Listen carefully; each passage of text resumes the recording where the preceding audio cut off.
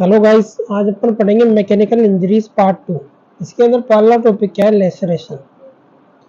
Laceration के अंदर laser word क्या है? लैटिन वर्ड है। Lacer is an Latin word. Latin word which means tear. इसका मतलब क्या है? टीयर, यानी कि टिश्यू या स्किन किसी के अंदर भी टीयर आएगा उसको क्या बोलेंगे? अपन लेसर बोलेंगे, लेसरेशन। तो इसका सिंपल मतलब क्या है? Laceration is an Latin word which means tear. अब वो टीयर कहीं भी हो सकता है। Tear can be present at anything. Tear of skin, mucus, muscle और organ. It can present anywhere. Skin पे भी प्रेजेंट हो सकता है, म्यूकस पे भी प्रेजेंट हो सकता है, म्यूकस मेम्ब्रेन, मसल के अंदर भी हो सकता है, ऑर्गन में भी हो सकता है। तो इट कैन प्रेजेंट एनीवेयर। क्या? टीयर। तो it is simply tear of skin, mucus, muscle और ऑर्गन। और most important thing, it is a type of blunt force trauma. किसकी वजह से होता है? ब्लंट ट्रॉमा की वजह से होता है, यानी कि ब्लंट फोर्स की वजह से ट्रॉमा होगा, लेसरेशन। अब इसके फीचर्स क्या होंगे? अब इसको ऊपर समझते हैं डायग्राम से। सपोज करेंगे जैसे कि ये स्किन है। अब इसके अंदर क्या आ गया? टीयर आ गया। क्या आ गया? टीयर। और टीयर कैन भी प्रेजेंट एनीवेयर, जैसे स्किन भी हो सकती है, म्यूकस मेम्ब्रेन। अपन स्किन का एग्जांपल ले रहे हैं। अब जब टीयर होगा तो उसके जो मार्जिन्स होंगे, जहाँ पे वो टीयर होगा, वो कैसे होंगे? इर्रेगुलर मार्जिन्स होंगे। irregular margins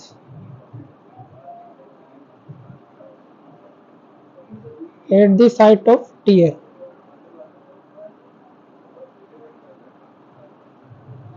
वो एकदम सीधे नहीं कटेगा, उसके अंदर थोड़े थोड़े से ऐसे उबड़ खाबड़ सी जगह होगी जहां से वो टीयर होगा।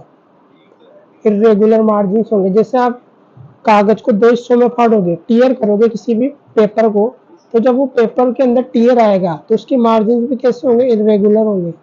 समझ में आ रही है? Irregular margin at the site of tear, ये क्या है? मोस्ट इंपोर्टेंट चीज है।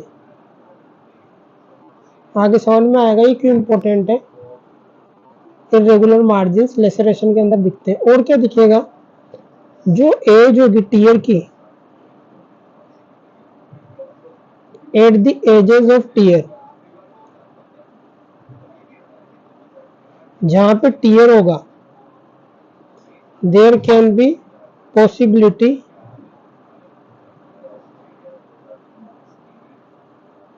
Of confusion. कि जहां पर ये टीयर हुआ है, लेसरेशन बाउंड है, जहां पर उसकी एजेस के ऊपर क्या प्रेजेंट हो सकता है? कंफ्यूजन प्रेजेंट हो सकता है। क्यों कंफ्यूजन? क्यों? क्योंकि अपन ने पढ़ा था कंफ्यूजन भी क्या है? ब्लंट फोर्स ट्रॉमा का एक टाइप है, और लेसरेशन भी ब्लंट फोर्स ट्रॉमा से होती है। तो जहां पर लेसरेशन होगी वहां पे कंफ्यूजन भी प्रेजेंट हो सकता है। और कहां पे प्रेजेंट होगा? एजेस पे प्रेजेंट होगा, यानी किनारे पे। जहां पर टीयर होगा उसके किनारों पे क्या प्रेजेंट हो सकता है? कंफ्यूजन प्रेजेंट हो सकता है। और क्या फीचर्स होंगे इसके?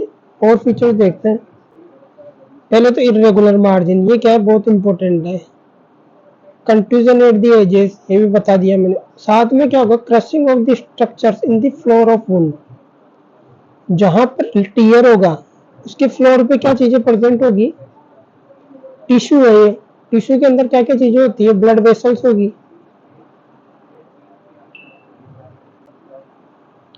ब्लड वेसल्स होगी। और क्या होगा? हेयर बल्ब होगा। ये हेयर बल्ब है यहाँ पे। और साथ में क्या होगी? नर्व्स होगी, ये नर्व। इन सब की क्या होगी? क्रशिंग हो जाएगी। ये सब क्या हो जाएंगे? कुचलने में आ जाएंगे। क्या क्या? There will be crushing of structure in the floor of wound. Floor पे क्या क्या चीजें प्रेजेंट है? हेयर बल्ब, ब्लड वेसल्स, और साथ में नर्व। नर्व भी प्रेजेंट है, ब्लड वेसल्स भी प्रेजेंट है, और हेयर बल्ब भी प्रेजेंट है। तो इसकी वजह से क्या होगा? क्रशिंग ऑफ स्ट्रक्चर हो जाएगा फ्लोर ऑफ द वुंड पे। प्रेजेंस ऑफ टिश्यू ब्रिजेस, ये इंपॉर्टेंट चीज है। अब ये क्या हो रहा है? प्रेजेंस ऑफ टिश्यू ब्रिजेस, ये क्या है? न्यूरोवास्कुलर स्ट्रक्चर है जो ब्रिजिंग द स्प्लिट टिश्यू। जहां पर टीयर हुआ है उन दोनों हिस्सों को जोड़ने का काम करेगा। जैसे पुल होता है ना, पुल जो दो हिस्सों को जोड़ता है, वैसे ये भी जोड़ने का काम करेगा। ये क्या है? न्यूरोवास्कुलर बंडल्स है जो क्रशिंग इंजरी की वजह से पूरी तरीके से कटे नहीं, मतलब उनके दो हिस्से नहीं हुए तो वो प्रेजेंट रहेंगे। अब जैसे समझते हैं, जैसे ये है लेसरेशन हुआ है यहाँ पे due to blood force trauma, तो इन दो हिस्सों को जोड़ने के लिए यहाँ पे क्या प्रेजेंट होंगे, न्यूरोवास्कुलर बंडल्स, न्यूरोवास्कुलर बंडल्स। ये क्या कर रहे हैं, ब्रिजिंग, यानी कि पुल बना रहे हैं कहाँ पे, स्प्लिट टिश्यू के बीच में, ब्रिजिंग दी स्प्लिट टिश्यू।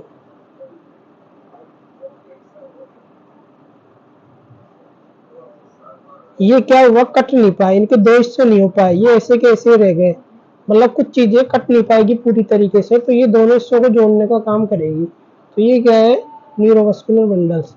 ये ब्रीजिंग द टिश्यू, ये पूरी तरीके से कट नहीं पाई और ये प्रेजेंट रहेगी दोनों टीयर के बीच में, जहां पर टीयर हुआ है उन दोनों टीयर के हिस्से के बीच में प्रेजेंट रहेगा। ये क्या है, neurovascular bundles. Presence of tissue breezes, neurovascular structure bridging the split tissue. समझ में आ गई। ये क्या है, ब्रीजिंग टिश्यू है जो स्प्लिट टिश्यू को जोड़ने का काम कर रहे हैं। ये क्यों प्रेजेंट है, इनकी पूरी तरीके से न्यूरोवास्कुलर बंडल कट नहीं पाए, इनके दो हिस्से नहीं हो पाए, तो ये प्रेजेंट रहेंगे दोनों टीयर वाले हिस्से के बीच में, यहाँ पर प्रेजेंट है। समझ में आ रही है। और क्या क्लीन फीचर्स होंगे इसके, ब्लीडिंग प्रेजेंट, ब्लीडिंग तो प्रेजेंट होगी क्योंकि ये क्या इंजरी है, लेकिन इसकी जो ब्लीडिंग होगी लेसर देन इंसिजन वुंड, मतलब इंसिजन वुंड से कम होगी। लेकिन एक एक्सेप्शन है, स्केल प्रेशरेशन, इसके अंदर क्या होगी, ब्लीडिंग ज्यादा होगी। क्यों होगी, due to tethering of vessel by fibrotic strain. उसकी वजह से क्या होगा, वासो कंस्ट्रिक्शन प्रिवेंट हो जाएगा। अगर वासो कंस्ट्रिक्शन नहीं होगा तो उसकी वजह से ब्लीडिंग ज्यादा होगी। Due to tethering of vessel by fibrotic strain prevents vasoconstriction. तो अगर वासो कंस्ट्रिक्शन यानी कि वो वेसल वहां से बंद नहीं होगी, ब्लीड करती रहेगी। वासो कंस्ट्रिक्शन की वजह से क्या होगा, अगर वासो कंस्ट्रिक्शन होगा तो जैसे मान लो यहाँ से ब्लड आ रहा है, तो मान लो वासो कंस्ट्रिक्शन हो गया, इसका ब्लड वेसल्स के अंदर वासो कंस्ट्रिक्शन होगा तो ब्लड कम आएगा। लेकिन due to tethering of vessels by fibrotic strain की वजह से ये वासो कंस्ट्रिक्शन को होने नहीं देगा। अब वासो कंस्ट्रिक्शन नहीं होगा तो ब्लड क्या होगा, ज्यादा आएगा, ब्लड ज्यादा आएगा तो ब्लीडिंग ज्यादा होगी। तो एक एक्सेप्शन है, कौन कौन सा, स्केल प्रेशरेशन का ये एक्सेप्शन है। समझ में आ रही है, एक्सेप्शन क्या है, स्केल प्रेशरेशन किसकी वजह से हो रहा है, फाइब्रोटिक स्ट्रेन की वजह से हो रहा है, जो प्रिवेंट कर रही है वासो कंस्ट्रिक्शन। एक और फीचर है इंपॉर्टेंट, वो क्या है, स्नो टेल अपीयरेंस। इसके अंदर क्या होता है, एक तो मेन वुंड होगा, मेन वुंड मतलब कि बड़ा घाव, जिसको क्या बोलेंगे, मेन वुंड। उसके वहां से क्या निकलेंगे, स्मॉल वाउंड्स,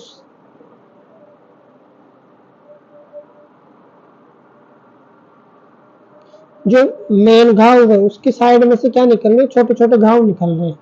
समझ में आ रही है, जो मेन घाव है उसकी साइड में से छोटे छोटे घाव निकल रहे हैं। तो small wound diverging from the main wound, ये तो मेन वाउंड हो गया, और इसके चारों तरफ से स्मॉल वाउंड निकल रहे हैं। जैसे कि ये मेन वाउंड है और उसके नीचे से दो स्मॉल वाउंड निकल रहे हैं, उसको बोलेंगे स्नो टेल अपीयरेंस। ये भी किसमें प्रेजेंट होगी, ये होगी लेसरेशन में प्रेजेंट होगी, इंसिजन वुंड में प्रेजेंट नहीं होगी, स्नो टेल अपीयरेंस। समझ में आ रही है। तो क्या क्या फीचर्स पड़े अपन ने लेसरेशन के, एक तो इरेगुलर मार्जिन होगा, साथ में क्या होगी, crushing of the blood vessels, nerves, neurovascular bundle और हेयर बल्ब। और क्या होगा, ब्रीजिंग प्रेजेंट होगी, किसकी ब्रीजिंग प्रेजेंट होगी, न्यूरोवास्कुलर बंडल्स की। और लेसरेशन के अंदर ब्लीडिंग क्या होगी, लेस होगी देन इंसिजन वुंड से। एक्सेप्शन क्या है, स्कैल्प लेसरेशन, उसके अंदर फाइब्रोटिक स्ट्रेन क्या करेंगे, प्रिवेंट वासो कंस्ट्रिक्शन। स्नो टेल अपीयरेंस होगी, इसमें क्या होगा, जो मेन वाउंड होगा उसके नीचे से दो स्मॉल वाउंड्स निकलेंगे diverging from the main wound, उसको बोलेंगे स्नो टेल अपीयरेंस। ये भी लेसरेशन के अंदर प्रेजेंट होगा।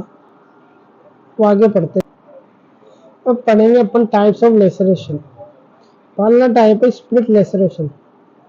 इसके अंदर क्या हो रहा है, स्किन इज क्रश्ड बिटवीन, इसके अंदर क्या हो रहा है, skin is crushed between two hard objects. Two hard objects क्या हो गए, जैसे मान लो ये स्किन है और इसके नीचे बोन है, जैसे मान लो हिप बोन है, हिप बोन, ये हो गया एक हार्ड ऑब्जेक्ट तो हो गया हिप बोन,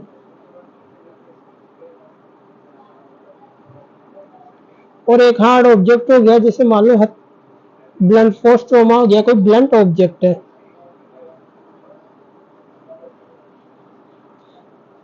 तो दो हार्ड ऑब्जेक्ट हो गए, एक तो जिससे इंजरी हो रही है ब्लंट ऑब्जेक्ट, जिससे इंजरी हो रही है, ब्लंट फोर्स ट्रॉमा हो गया एक ऑब्जेक्ट, तो एक ऑब्जेक्ट हो गया हिप बोन जिसके ऊपर स्किन है, सुपरफिशियल फेशिया है और फेट है, सबक्यूटेनियस फेट है, और कई सारे और मसल्स आ जाएगी इसके ऊपर। तो स्किन किस किस के बीच में क्रश हो गई, एक तो ब्लंट ऑब्जेक्ट के बीच में और हिप बोन के बीच में, दोनों हार्ड ऑब्जेक्ट है और उसकी क्या हो गई, क्रशिंग हो गई स्किन की। Skin is crush between two hard objects, जैसे एक तो वेपन हो गया जिससे इंजरी हो रही है और एक बोन हो गई जिसके ऊपर स्किन है। सीन विथ बोनी प्रोमिनेंस, जहां पर बोनी प्रोमिनेंस होगी वहीं दिखेगी, क्योंकि हार्ड ऑब्जेक्ट्स होना जरूरी है दोनों जगह। दोनों जगह हार्ड ऑब्जेक्ट कब होंगे, जब वहां पर एक तरफ बोन होगी। समझ में आ रही है, सीन विथ बोनी प्रोमिनेंस। अब बोन कहाँ कहाँ हो सकती है, स्कैल्प पे हो सकती है, एल्बो पे हो सकती है। ये क्या है, ये सिन है, स्किन नहीं है, सिन है, ऐसे चाहिए। सिन क्या होता है, लेग होता है, लेग वाला एरिया होता है जो कहाँ होता है, बिलो द नी, नी के नीचे वाले हिस्से को क्या बोलते हैं, सिन बोलते हैं। अब ये हार्ड ऑब्जेक्ट क्या है, टीबिया के ऊपर स्किन हो गई, तो टीबिया एक हार्ड ऑब्जेक्ट हो गया और एक जिससे इंजरी हुई है। तो दो हार्ड ऑब्जेक्ट के बीच में क्रशिंग हो जाएगी टिश्यू की, उसकी वजह से स्प्लिट लेसरेशन होगा। ये वुंड कैसा होता है, incise looking wound, incise looking laceration. ये कैसा दिखता है, इंसाइज लुकिंग लेसरेशन जैसा दिखता है। ऐसा क्यों दिख रहा है, क्योंकि इंसिजन वुंड की खासियत होती है जिसके मार्जिन क्या होते हैं, रेगुलर होते हैं।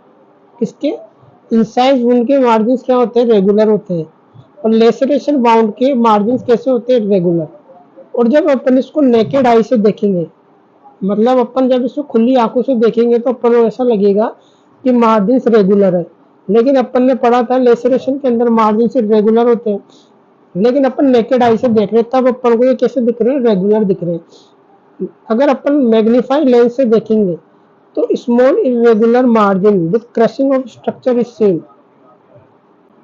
समझ में आ रही है, मैग्नीफाइंग लेंस में देखेंगे ना अपन, तब अपन को स्मॉल इरेगुलर मार्जिन भी दिखेंगे और क्रशिंग ऑफ स्ट्रक्चर्स भी दिखेंगे। फ्लोर के नीचे, फ्लोर के अंदर क्रशिंग भी दिखेगी स्ट्रक्चर्स की और इरेगुलर मार्जिन भी दिखेंगे। कब, जब अपन मैग्नीफाइंग ग्लास में देखेंगे या लेंस में देखेंगे। लेकिन जब अपन नेकेड आई से देखेंगे तो margin appear regular on examination with naked eye, तो अपन को ऐसा लगेगा जैसे कि ये इंसाइज बाउंड है, लेकिन ये इंसाइज बाउंड नहीं है। क्यों नहीं है, क्योंकि जब अपन ने मैग्नीफाइंग ग्लास में देखा या लेंस में देखा तो अपन को इरेगुलर मार्जिन भी दिखे और क्रशिंग ऑफ स्ट्रक्चर्स भी दिखे, जो कि फीचर है किसका, लेसरेशन बाउंड का फीचर है। तो इसलिए इसको क्या बोलते हैं, इनसाइड लुकिंग लेसरेशन, क्योंकि नेकेड आई से कैसा दिख रहा है, इनसाइड वुंड जैसा दिख रहा है, लेकिन जब अपन मैग्नीफाई करके देखेंगे तब अपन को डिफरेंस समझ में आ जाएगा। अब दूसरा लेसरेशन है स्ट्रेट लेसरेशन। इसके अंदर क्या हो रहा है, heavy blunt force at an angle to the skin. इसका मतलब क्या है कि परपेंडिकुलर ब्लंट फोर्स ट्रॉमा नहीं आ रहा, विद एन एंगल, मतलब एक एंगल के साथ आ रहा है। यहाँ ये तो परपेंडिकुलर हो गया, ऐसे नहीं आ रहा, ऐसे आ रहा है विद एन एंगल, ये स्किन हो गई।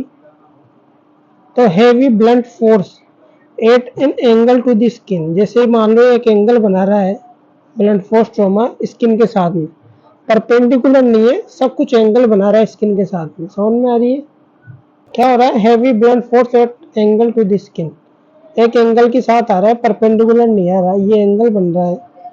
उसकी वजह से क्या हो रहा है, प्रेशर भी अप्लाई हो रहा है और पुल भी अप्लाई हो रहा है, pressure with pull force, pressure भी हो रहा है और पुल भी अप्लाई हो रहा है, मतलब इसको खींच भी रहा है, स्किन को खींच भी रहा है और प्रेशर भी अप्लाई हो रहा है। Causes our stretching of the skin, इसकी वजह से क्या होगा, अवर स्ट्रेचिंग होगी स्किन की और फिर लेसरेशन हो जाएगा।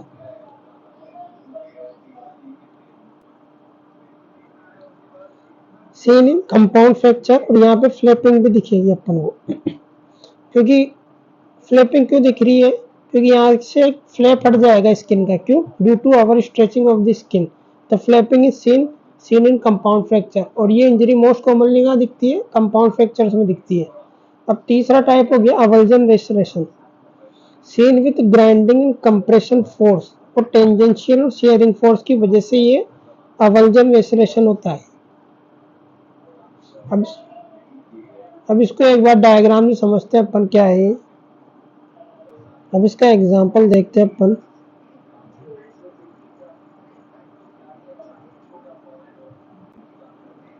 जैसे मान लो ये स्किन है,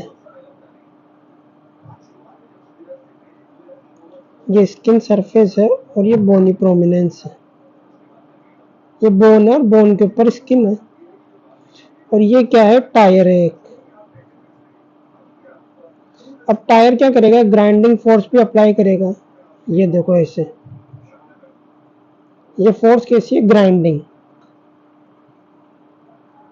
और टेंजेंशियल फोर्स है ये, टेंजेंशियल फोर्स अप्लाई कर रहा है। Grinding, tangential, sharing force.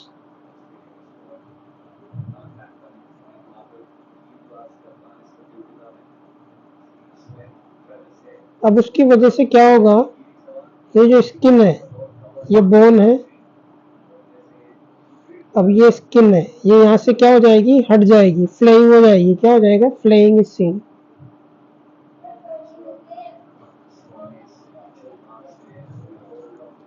Skin क्या हो जाएगी? अवल्ज हो जाएगी, वहां से हट जाएगी।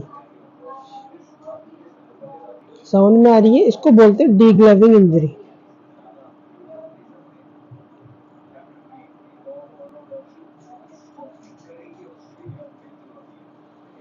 क्यों हो रही है? ग्राइंडिंग, टेंजेंशियल और शेयरिंग फोर्स। जैसे मान लो आप चल रहे हो और आपके पैर के ऊपर से टायर निकल गया स्पीड से, तो उसकी वजह से क्या होगा? ग्राइंडिंग फोर्स भी अप्लाई हो रहा है, टेंजेंशियल ही निकला है वो आपके पैर के ऊपर से। टेंजेंशियल फोर्स भी लग रही है, ग्राइंडिंग फोर्स और शेयरिंग फोर्स भी लग रही है। उसकी वजह से क्या होगा? डीग्लविंग हो जाएगी, वहां से स्किन उतर जाएगी एक फ्लैप की फॉर्म में। उसको बोलेंगे अवल्जन इंजरी। समझ में आ रही है? टीयर लेसरेशन, टीयर लेसरेशन किसकी वजह से होता है? Injury with heavy protruding object. इसके बाद आता है कट लेसरेशन, इंपॉर्टेंट टॉपिक है। Produced by heavy weapon with sharp edges. मतलब ऑब्जेक्ट कैसा? हैवी भी है, भारी भी है, और साथ में शार्प भी है। ऐसा वेपन कौन सा हो सकता है? कुल्हाड़ी, जिसको बोलते हैं अपन एक्स। एक्स क्या होती है? पेड़ को काटते हैं जिससे अपन, ये क्या है? भारी भी है, हेवी भी है, और ये शार्प भी है। यहाँ से शार्प है और हेवी भी है। तो ये कट लेसरेशन किसकी वजह से होता है? Produce by heavy with sharp edges. इसको बोलते हैं चॉप इंजरी भी बोलते हैं इसको। समझ में आ रही है?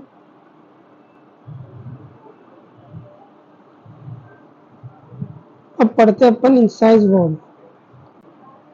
इंसाइज वोन क्या है? आल्सो नोन एज स्लैश और cut injury, produce by sharp weapon, example surgical blade. इसको क्या बोलते हैं? स्लैश और कट इंजरी। इसके अंदर क्या होता है? Produce bye sharp weapon, sharp होना चाहिए वेपन। इसका एग्जांपल क्या हो सकता है? सर्जिकल ब्लेड, या जो ब्लेड अपन शेव करने के काम में लेते हैं वो भी हो सकती है। कोई भी शार्प ऑब्जेक्ट होना चाहिए। अब इसके फीचर्स क्या होंगे? जो अपन ने लेसरेशन में पढ़े थे उसके उल्टे होंगे। Margin are clear cut, clear cut and regular. उसमें क्या थे? इरेगुलर थे। लो टिश्यू ब्रीजेस यहाँ पे, और उसके अंदर टिश्यू ब्रीजेस थे। Floor all structures are cut, यहाँ पर सारे स्ट्रक्चर्स कट होंगे।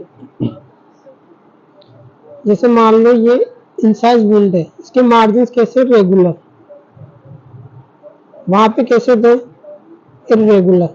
ये इंपॉर्टेंट क्वेश्चन है, डिफरेंस बिटवीन इंसाइज वुंड और लेसरेशन। यूसी में क्वेश्चन आता है यूनिवर्सिटी एग्जाम में। यहाँ पे क्या हो रहा था? क्रशिंग हो रही थी फ्लोर में, क्रशिंग। यहाँ पर क्या होगा? सारे स्ट्रक्चर कट होंगे, क्लियर कट और रेगुलर।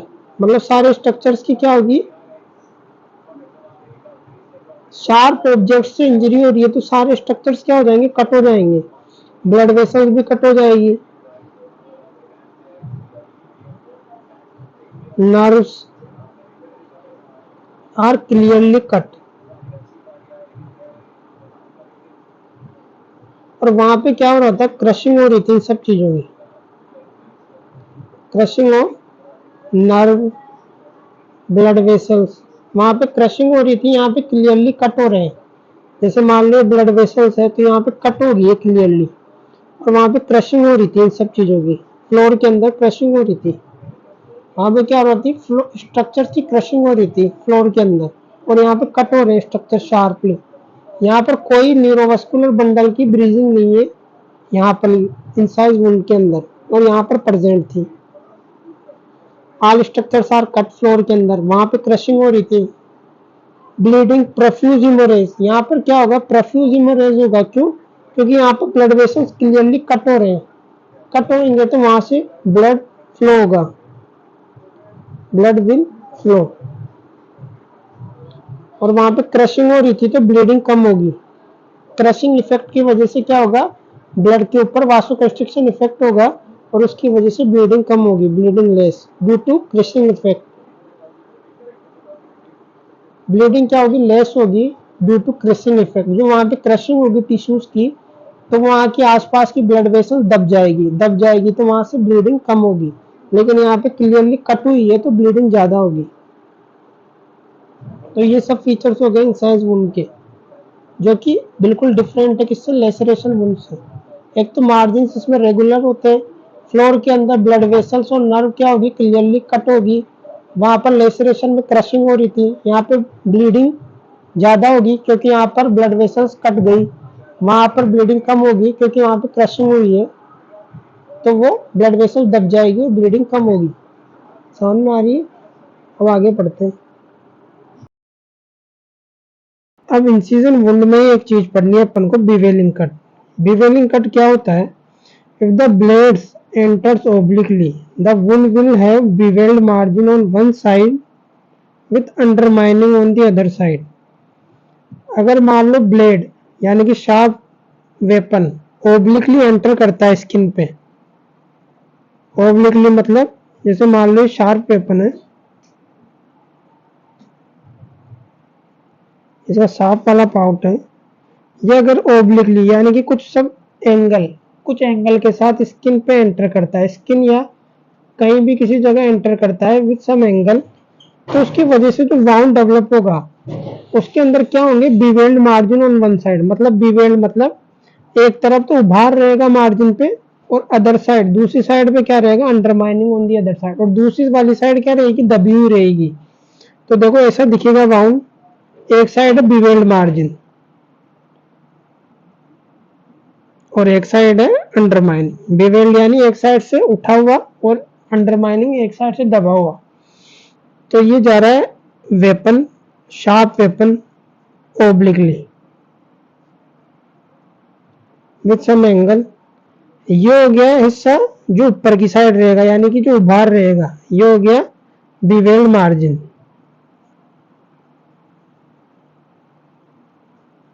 और ये वाला हिस्सा रहेगा नीचे की साइड, अंडरमाइनिंग।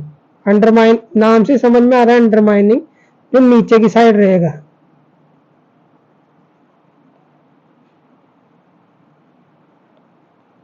तो जब भी शार्प वेपन जिससे इंसिजन दे रहे हैं अपन, अगर वो स्किन पे ओब्लिकली एंटर कर रहा है तो उसकी वजह से दो मार्जिन बनेंगे, एक तो बनेगा बीवेल्ड मार्जिन और एक बनेगा अंडरमाइनिंग। बीवेल्ड मार्जिन जो ऊपर की साइड रहेगा और एक जो शार्प वाली साइड की तरफ रहेगा वो रहेगा अंडरमाइनिंग। समझ में आ रही है? तो बीवेल्ड मार्जिन उभार रहेगा एक साइड में और अंडरमाइनिंग नीचे की साइड रहेगा।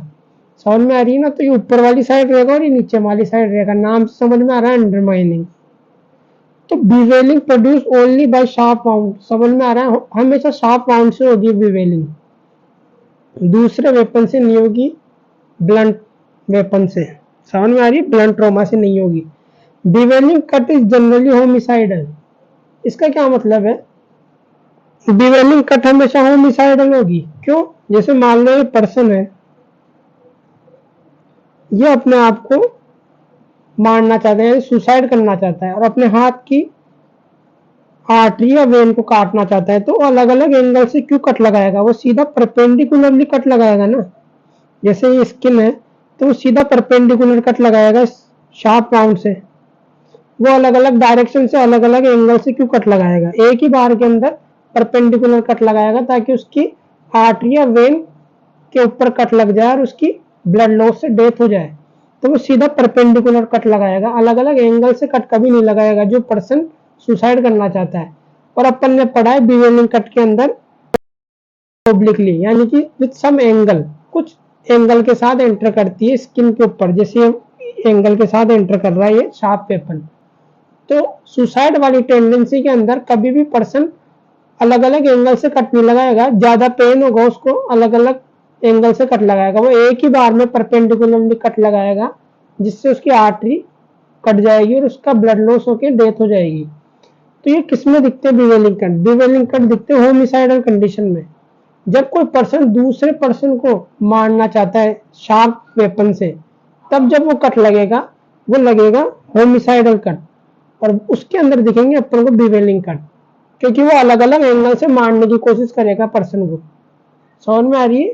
अलग अलग एंगल से मारेगा। मान लो किसी दूसरी तरफ से आके मारा, फिर एक तरफ से आके मारा, तो अलग अलग एंगल से मारेगा तो बिवेलिंग कट दिखेंगे। लेकिन जब आदमी खुद को मारने की कोशिश करेगा तो वो अलग अलग एंगल से नहीं काटेगा, वो एक बार में परपेंडिकुलर कट लगाएगा। समझ में आ रही है? तो बिवेलिंग कट हमेशा होमिसाइडल कंडीशन में दिखते हैं, सुसाइडल कंडीशन में नहीं दिखते। अब एक बार पिक्चर से समझते हैं अपन। ये देखो, ये जैसे वेपन है शार्प वेपन, ये कैसे एंटर कर रहा है? ओब्लिकली, यानी कि विद सम एंगल। तो ये हो गया बिवेल्ड मार्जिन जो ऊपर की साइड है।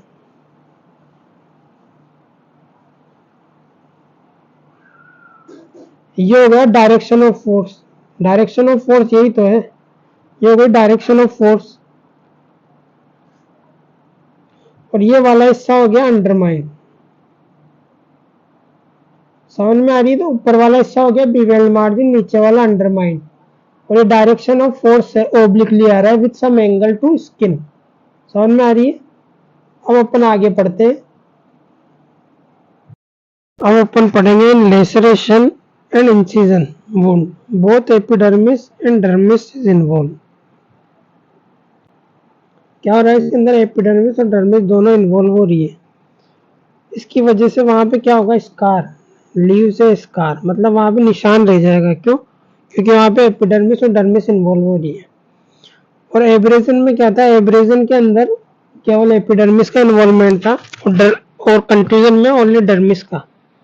और लेसरेशन और इंसिजन वुंड में क्या है? एपिडर्मिस और डर्मिस दोनों इन्वॉल्व है, तो उसकी वजह से वहां पे निशान रह जाता है। समझ में आ रही है?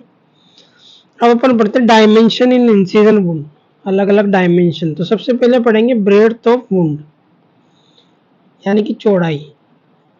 Breadth of wound slightly more than that of the blade, मतलब जिस ब्लेड से आपने इंसिजन वुंड, जिस ब्लेड से वुंड हुआ है, यानी कि जिस ब्लेड से घाव लगा है पेशेंट को, उस ब्लेड से ज्यादा चौड़ाई का होगा घाव। समझ में आ रही है? Due to gaping of the wound, gaping की वजह से क्या होगा? जो वुंड की चौड़ाई है वो slightly more than that of blade, जिस ब्लेड से वहां पे घाव आया है उस ब्लेड से ज्यादा चौड़ाई का निशान बनेगा वहां पे। समझ में आ रही है?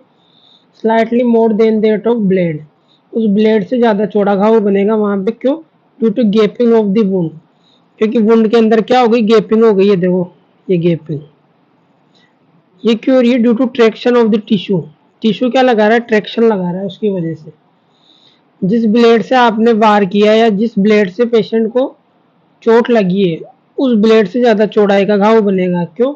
क्योंकि गेपिंग इंक्रीज हो रही है किसकी? वुंड की, due to traction of the tissue. और डेप्थ के अंदर क्या है?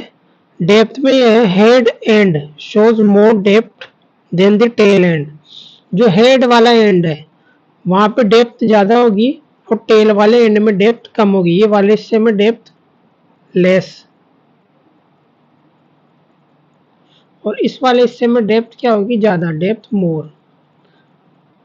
डायग्राम में दिख रहा है, देखो यहाँ पे डेप्थ कम है और यहाँ पे डेप्थ ज्यादा है। तो हेड वाले हिस्से में डेप्थ ज़्यादा है तो उससे अपन को डायरेक्शन ऑफ फोर्स पता लग जाएगा। मतलब जहाँ पे डेप्थ ज़्यादा होगी वहाँ से स्टार्ट होगा और जहाँ पे डेप्थ कम होगी वहाँ पे खत्म होगा। टेल एंड यानी कि जहाँ पर वुंड का खत्म होगा। तो डायरेक्शन ऑफ फोर्स कहाँ से लगेगी? हेड से टेल की तरफ। तो जहाँ पे गहराई कम है वो हिस्सा हो गया टेल एंड और जहाँ पे गहराई ज़्यादा है वो हो गया हेड एंड। तो घाव कहाँ से कहाँ लग रहा है? हेड से टेल की तरफ। तो डायरेक्शन ऑफ फोर्स क्या हो गई? ये समझ में आ गई। Length of wound, length of wound क्या होगी? मैक्सिमम होगी। मैक्सिमम मतलब ये कितनी भी हो सकती है जितना आप घाव बनाओगे। जैसे मान लें आपने ब्लेड ली और ब्लेड से पूरे शरीर पे निशान बना दिए तो उतना ही लंबा क्या हो जाएगा? लेंथ ऑफ वुंड हो जाएगी। मतलब लेंथ ऑफ वुंड कितनी भी हो सकती है, जितना आप घाव लगाओगे शरीर पे, जितने आप निशान बनाओगे ब्लेड से उतनी ही लेंथ इंक्रीज हो जाएगी। जैसे मान लें आपने फिंगर से चालू किया और हैंड की फिंगर से टो की फिंगर तक निशान बनाया ब्लेड से, तो लेंथ उतनी हो जाएगी मैक्सिमम। जितना आप घाव बनाओगे उतनी मैक्सिमम लेंथ हो जाएगी। समझ में आ रही है? अब अपन पढ़ेंगे medical legal aspects of incision wound.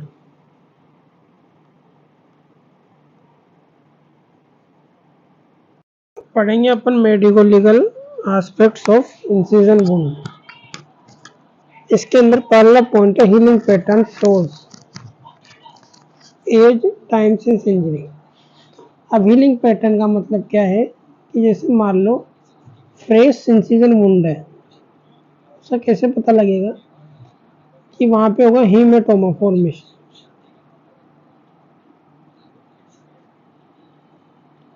तो अगर वहां पे हीमेटोमा दिख रहा है आपको फ्रेश, तो इसका मतलब वुंड क्या है? फ्रेश है। मतलब वहां पे अगर आपको ब्लड दिख रहा है तो इसका मतलब अभी अभी इंसिजन वुंड हुआ है, मतलब ये इंसिजन वुंड फ्रेश है अभी अभी।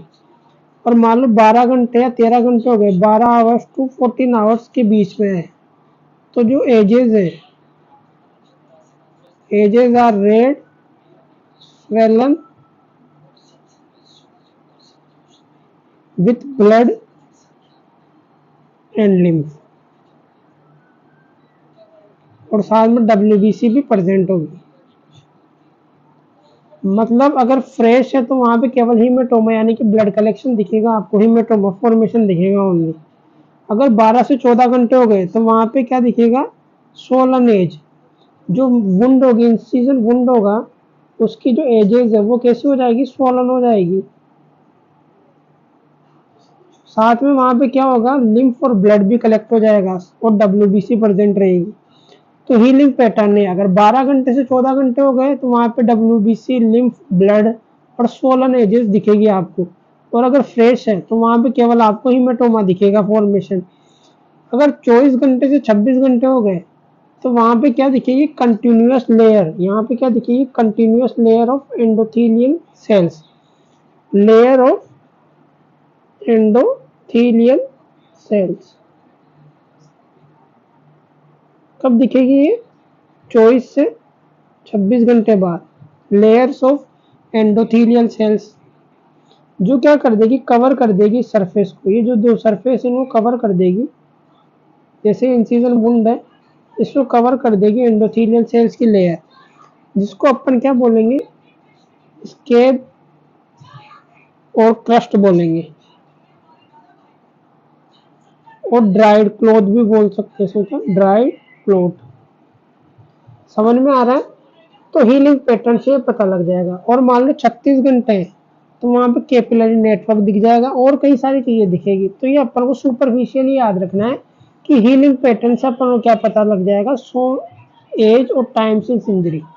कैसे? अगर फ्रेश है तो हीमेटोमा दिखेगा। 12 से 14 घंटे हो गए तो वहां पे अपन को जो इंसिजन वुंड की एजेस है वो कैसे दिखेगी? स्वोलन दिखेगी। साथ में वहां पे ब्लड रहेगा, लिम्फ रहेगा और WBC प्रेजेंट रहेगी। अब मान लो वुंड को 24 से 26 घंटे हो गए तो वहां पे अपन को लेयर दिखेगी एंडोथेलियल सेल्स की, जो कवर कर देगी सरफेस को, जिसको बोलेंगे अपन स्कैब और क्रस्ट बोलेंगे। समझ में आ रही है? तो ये टाइम से इंजरी बता रहा है अपन को हीलिंग पैटर्न। और क्या पता कर सकते हैं अपन medico legal aspect? Manner of injury, कि मतलब होमिसाइडल है, सुसाइडल है। अगर मान लो injury to ear, nose, genitalia और बीवेल्ड कट। अभी मैंने बीवेल्ड कट बताया था आपको। बीवेल्ड कट क्या बताता है? होमिसाइडल इंजरी मैंने समझा रखा। इंजरी टू ईयर, कौन अप सुसाइड करेगा तब ना कान कौन काटेगा, कोई नहीं काटेगा कान। जब भी आदमी सुसाइड करता है वो सबसे पहले क्या करता है, अपने हाथ की नस को काटेगा या पैर की नस को काटेगा, वो अपने कान को थोड़ी काटेगा, कान और नाक को।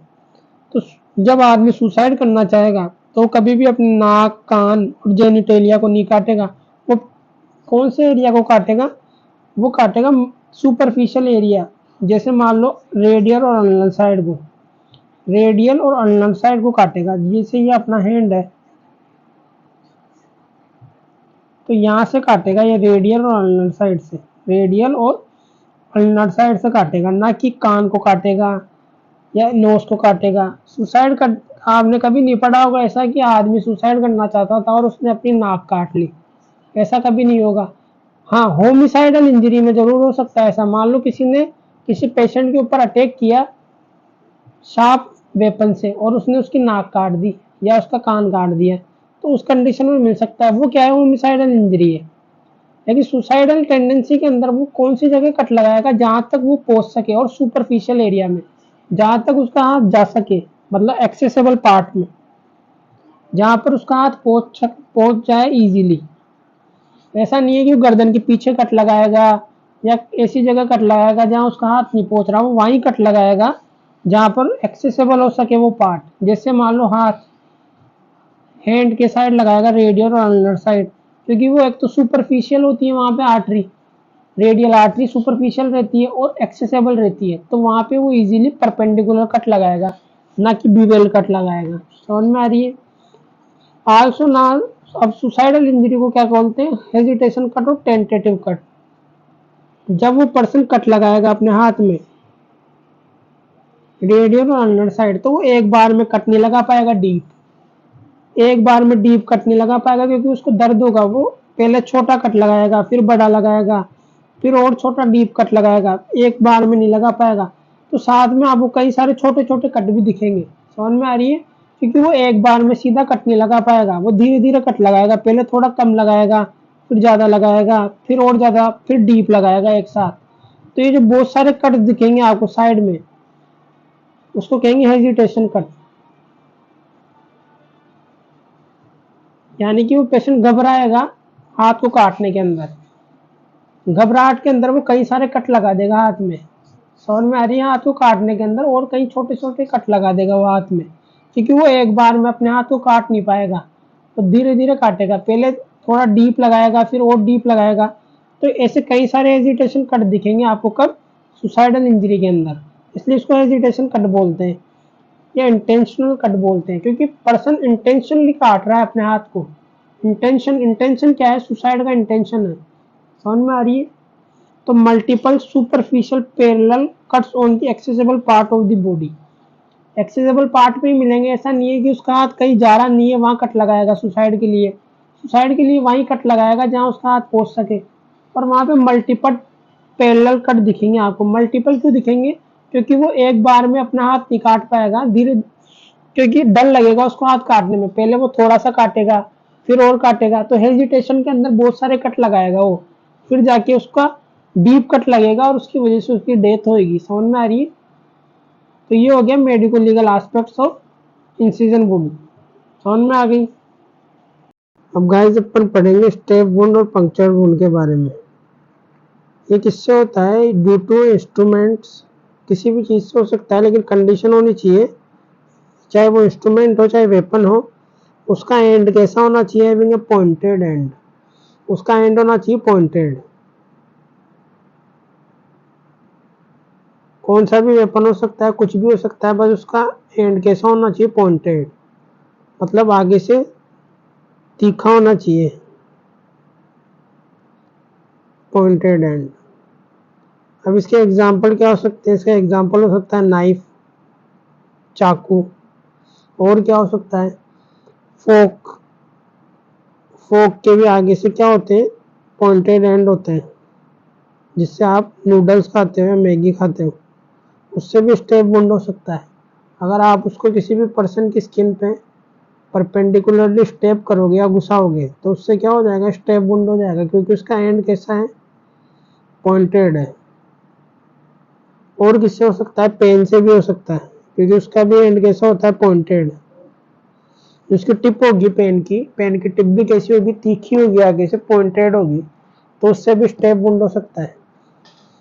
अब स्टेप वुंड के क्या होता है, स्टेप वुंड की डायमेंशन पढ़नी है अपन को एक बार। जैसे मान लो पर्सन की स्किन है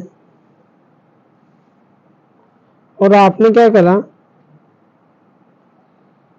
एक इंस्ट्रूमेंट लिया है, वेपन लिया जिसका एंड कैसा था, पॉइंटेड, और आपने उसको परपेंडिकुलरली स्टेप कर दिया, यानी कि उसकी स्किन के ऊपर परपेंडिकुलरली घुसा दिया। उससे क्या होगा, ये इसके अंदर चला जाएगा, उससे क्या होगा, बाउंड हो जाएगा स्किन के ऊपर, जिसे बोलेंगे अपन स्टेप बाउंड। अब उसकी डायमेंशन देखेंगे अपन। एक तो होगी डेप्थ, कि वो कितना गहरा है, यानी कि वो कितना अंदर तक गहरा घुसा हुआ है वेपन। वेपन कुछ भी हो सकता है, चाकू हो सकता है, पेन हो सकता है, फोक हो सकती है, जिसका एंड आगे से क्या होगा, पॉइंटेड होगा। तो एक तो वो कितना अंदर घुसेगा स्किन के अंदर, एक उसकी लेंथ कितनी होगी, यानी कि वो कितना लंबा होगा घाव, या बाउंड कितना लंबा होगा, कितना गहरा होगा, और एक कितना चौड़ा होगा। तो अब जब अपन ऊपर से देखेंगे तब अपन को पता लगेगा वो कितना चौड़ा होगा, तो उसको बोलेंगे अपन ब्रेड्थ। तो 3 डायमेंशन हो गई, ब्रेथ, लेंथ, डेप्थ। ये डायग्राम कौन सा है, जब अपन ने बाउंड को ऊपर से देखा, समझ में आ रही है। और ये अपन ने डेप्थ देखी है, ये अलग अलग सेक्शन लिए अपन ने बाउंड के। तो 3 डायमेंशन हो गए, लेंथ यानी घाव कितना लंबा है, डेप्थ यानी कितना गहरा है, ब्रेड्थ यानी कितना चौड़ा है। समझ में आ रही है। अब हमेशा क्या होगी, लेंथ डेप्थ से कम होगी, यानी कि डेप्थ हमेशा ज्यादा होगी किसकी, स्टेप बाउंड की। क्यों, क्योंकि इस वेपन से पता लग रहा है, जैसे इस वेपन को अपन ने घुसाया तो जो इसकी लेंथ है, चौड़ाई है, ये क्या हो जाएगी, फिक्स हो जाएगी एक पॉइंट पे आते हैं। इतना ही चौड़ा है ये, तो लेंथ भी इतनी हो जाएगी, क्योंकि वेपन की चौड़ाई क्या है, फिक्स है, वेपन की ब्रेड्थ क्या है, फिक्स है। तो लेंथ भी क्या हो जाएगी, उसकी फिक्स हो जाएगी, किसकी, बाउंड की। तो बाउंड की लेंथ फिक्स हो गई। अब इससे ज्यादा चौड़ा नहीं हो सकता घाव, क्यों, क्योंकि जो वेपन है उसकी चौड़ाई क्या है, फिक्स है।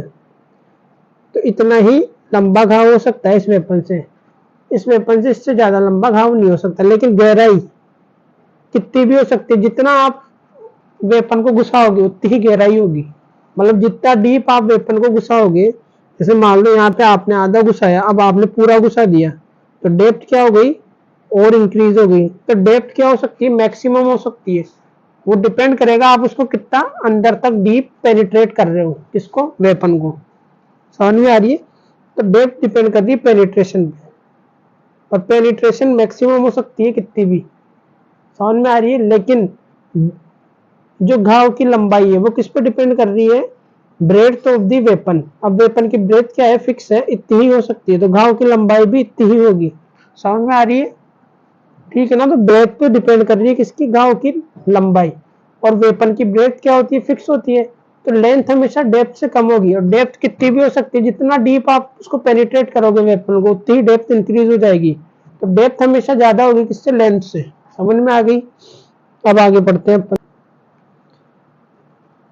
Injury has increase depth more than length.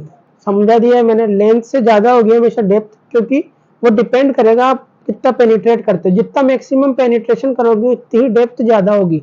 लेकिन लेंथ फिक्स रहेगी, क्योंकि वेपन की ब्रेथ क्या होती है, फिक्स रहती है, उससे ज्यादा ब्रेथ नहीं हो सकती। क्योंकि ये वेपन यहाँ से भी इतना ही चौड़ा है, यहाँ से भी इतना ही चौड़ा है, कितना भी अंदर घुसाओ उसकी लेंथ इंक्रीज होने वाली नहीं है। क्योंकि जैसे आप घुसाओगे लेंथ इतनी ही रहेगी बाउंड की, जितना आप घुसाए जाओगे लेंथ तो उतनी ही रहेगी, लेकिन जितना आप अंदर घुसाओगे उतनी ही डेप्थ इंक्रीज होती जाएगी, घाव की गहराई। लेकिन लेंथ फिक्स रहेगी, क्योंकि चौड़ाई सेम है इसकी वेपन की। तो जितना वेपन चौड़ा होगा उतनी ही लेंथ रहेगी। समझ में आ रही है। तो लेंथ जब फिक्स है तो चौड़ाई भी घाव की फिक्स हो जाएगी। समझ में आ रही है। तो जब वेपन की लेंथ, वेपन की चौड़ाई फिक्स है, तो घाव की लेंथ भी फिक्स हो जाएगी, क्योंकि इतना ही घाव कर सकता है ये वेपन, इससे ज्यादा नहीं कर सकता। क्यों? क्योंकि इतनी ही चौड़ाई है किसकी? वेपन की। समझ में आ गई? डेप्थ इंक्रीज होगी जितना आप पेनिट्रेट करोगे। Skin offers maximum resistance. Skin क्या करेगी? मैक्सिमम रेजिस्टेंस ऑफर करेगी। मतलब सबसे ज्यादा रुकावट कब आएगी? स्किन के टाइम ही आएगी। जब आप पेनिट्रेट करोगे किसी भी पर्सन की बॉडी में नाइफ से या पेन से, किसी से भी, तो स्किन है ना सबसे ज्यादा रुकावट लाएगी रास्ते के अंदर। समझ में आ रही है? पेनिट्रेटिंग इंजरी और परफोरेटिंग इंजरी, ये क्या है? दो टाइप है किसके? स्टेप वुंड के। अब पेनिट्रेटिंग इंजरी अब समझना पड़ेगा। जैसे मान लो स्किन है, ये पर्सन का पोस्टीरियर बॉडी है और ये एंटीरियर बॉडी है। अब आपने पेशेंट को स्टेप किया या पर्सन को स्टेप किया, तो यहां से स्टेप किया और यहां से ये बाहर निकल गया, टिप बाहर निकल गई इसकी, और यहां से आपने स्टेप किया पर्सन को। समझ में आ रही है? दोबारा देखो, यहां से स्टेप किया और यहां से टिप बाहर निकल गई, तो ये तो हो गया एंट्री बाउंड और ये हो गया एग्जिट बाउंड। यहां से वेपन एंटर करा और यहां से वेपन एग्जिट करा। एग्जिट करते टाइम टिप बाहर निकल रही है और एंट्री करते टाइम पूरा वेपन अंदर घुस रहा है। समझ में आ रही है? तो पेनिट्रेटिंग इंजरी में क्या होगा? ओनली एंटर से कैविटी, ओनली एंट्री प्रेजेंट होगी, मतलब ओनली एंट्री बाउंड होगा, सिर्फ एंट्री बाउंड होगा, एग्जिट बाउंड एब्सेंट रहेगा। ये हो गया पेनिट्रेटिंग इंजरी। अब होगा एक परफोरेटिंग, जिसके अंदर एंट्री बाउंड भी होगा और साथ में एग्जिट बाउंड भी होगा, उसको बोलेंगे परफोरेटिंग इंजरी। अब अपन आगे पढ़ते हैं तो समझ में आ गई। अब अपन को एंट्री बाउंड और एग्जिट बाउंड में डिफरेंस भी आना चाहिए। अब जैसे आपने पर्सन को स्टेप किया,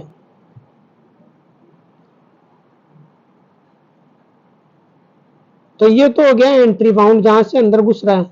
तो जो इसके मार्जिन होंगे एंट्री बाउंड के, वो होंगे इन्वर्टेड, यानी कि अंदर के साइड धसे हुए रहेंगे, अंदर की साइड घुसे हुए रहेंगे मार्जिन। और जो एग्जिट बाउंड है उसके मार्जिन क्या रहेंगे? इन्वर्टेड, बाहर की साइड निकले हुए। इसके धसे हुए अंदर की साइड मार्जिन से एंट्री बाउंड के, और इसके बाहर की साइड निकले हुए। समझ में आ रही है? तो ये ऐसा दिखेगा, ये मार्जिन बाहर की साइड है और इसके मार्जिन अंदर की साइड है। तो इन्वर्टेड हो गए एंट्री बाउंड के, और इसके इन्वर्टेड बाहर की साइड निकले हुए और इसके अंदर की साइड धसे हुए। अब साइज देखते हैं। साइज बहुत इजी है। जैसे मान लो आपने स्टेप किया, तो यहाँ पे पूरा वेपन जा रहा है, होल वेपन, और एग्जिट बाउंड से ओनली टिप बाहर आ रही है, ओनली टिप बाहर आ रही है। तब पता लगी रहा है साइज किसकी ज्यादा है? एंट्री बाउंड की, और इसकी कम है। क्यों? क्योंकि यहाँ से पूरा वेपन अंदर घुस रहा है और यहाँ से ओनली टिप बाहर आ रही है। तो लार्जर कौन सा होगा? एंट्री बाउंड, और स्मॉलर कौन सा होगा? Exit bound. समझ में आ गई? अब आगे पढ़ते हैं। अब फीचर्स देखते हैं अपन किसके? स्टेप बाउंड के। अब सबसे पहले आपको बाउंड की डायमेंशन पढ़नी है, मतलब घाव की डायमेंशन क्या क्या होती है। अभी मैंने बताया था पहले भी, एक बार और बताता हूँ। ये तो हो गई, ये जैसे बाउंड है, ये ऐसा दिखता है, कौन सा? Step bound. ये हो गई उसकी ब्रेड्थ, ये हो गई उसकी लेंथ। ब्रेड्थ क्या हो गई? चौड़ाई, कितना चौड़ा है। ये हो गई इसकी लेंथ, कितना लंबा है घाव। समझ में आ रही है? अब वेपन की डायमेंशन देखते हैं अपन। अब वेपन की डायमेंशन देखने से पहले वेपन को समझना पड़ेगा। जैसे मान लो तलवार या नाइफ हो गया, तलवार और नाइफ दोनों स्टेप बाउंड कर सकते हैं क्योंकि आगे से पॉइंटेड होते हैं। समझ में आ रही है? अब इसके अंदर तीन चीजें देखनी है अपन को। क्या क्या देखनी है? एक तलवार में हो गया ये जिससे इंजरी हो रही है, वेपन वाला पार्ट, ये होता है इसका हिल्ट। क्या कहते हैं इसको? हिल्ट। और ये हो गया हैंडल। तो हिल्ट हो गया, हैंडल हो गया, और जिससे इंजरी हो रही है मेन पार्ट। तो जब आप किसी पर्सन की बॉडी में इसको स्टेप करोगे, तो ये हो गई स्किन और ये हो गया वेपन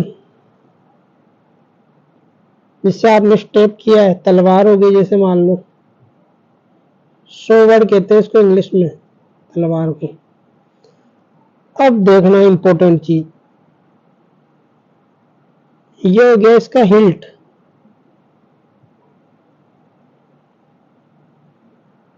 और ये हो गया इसका हैंडल। जब ये हिल्ट टकराएगा स्किन से, जब आप वुंड पेशेंट को स्टेप करोगे तो ये यहाँ पे जाके टकराएगा स्किन से। जब ये पूरा अंदर घुस जाएगा तो ये जाके टकराएगा स्किन से, तो इसकी वजह से क्या होगा, ब्रूजिंग होगी हिल्ट की वजह से, क्योंकि ये क्या है, ब्लंटेड है, ये आगे से तीखा नहीं है। हिल्ट हिल्ट कैसा है, ब्लंटेड पोर्शन है। और ब्लंट ट्रॉमा कौन सा होता है, मोस्ट कॉमन ब्रूजिंग होगी इसमें। तो जब ये कलर चेंज होगा इसका, तो अपन को पता लग जाएगा ये स्टेप वुंड कितना पुराना है उस कलर के हिसाब से। अभी मैंने कलर बताया थे स्टेप वुंड में अलग अलग, उस कलर के हिसाब से अपन को पता लग जाएगा टाइम से इंजरी। तो ये हिल्ट मार्जिन से पता लग रहा है अपन को, क्योंकि इससे ब्रूजिंग हो रही है जब ये स्किन पे हिट कर रहा है। समझ में आ रही है। अब अपन डायमेंशन देखते हैं स्टेप वाउंड की, इसकी वेपन की। ये हो गई ब्रेड्थ, समझ में आ गई, और ये हो गई लेंथ। ब्रेड्थ यानी कितना चौड़ा है, और ये हो गई लेंथ, समझ में आ रही है। एक और डायमेंशन होगी मोटाई, मोटाई कितना मोटा है यानी कितना थिक है, थिकनेस भी होती है। तो 3 डायमेंशन हो गई इसकी, थिकनेस, ब्रेड्थ और लेंथ। थिकनेस कितना मोटा है, ब्रेड्थ कितना चौड़ा है, लेंथ कितना लंबा है। और बाउंड की भी 3 डायमेंशन होगी, ब्रेड्थ कितना चौड़ा है, लेंथ कितना लंबा है, और डेप्थ कितनी गहराई है। अब इसके अंदर 3 फीचर्स हैं। लेंथ ऑफ द वुंड, जो वुंड की लेंथ है, लंबाई, वो हमेशा ब्रेड्थ ऑफ ब्लेड से छोटी होगी। जैसे मान लो ये बाउंड है, समझ में आ रही है। तो ये जो ब्रेड्थ है वेपन की, उससे हमेशा छोटी होगी ब्रेड्थ ऑफ वेपन। ये वेपन अंदर घुस रहा है, इसकी वजह से ये घाव हुआ है ये वाला, और ये वेपन अंदर घुस रहा है। एक बार और समझ लेते हैं। ये बाउंड है,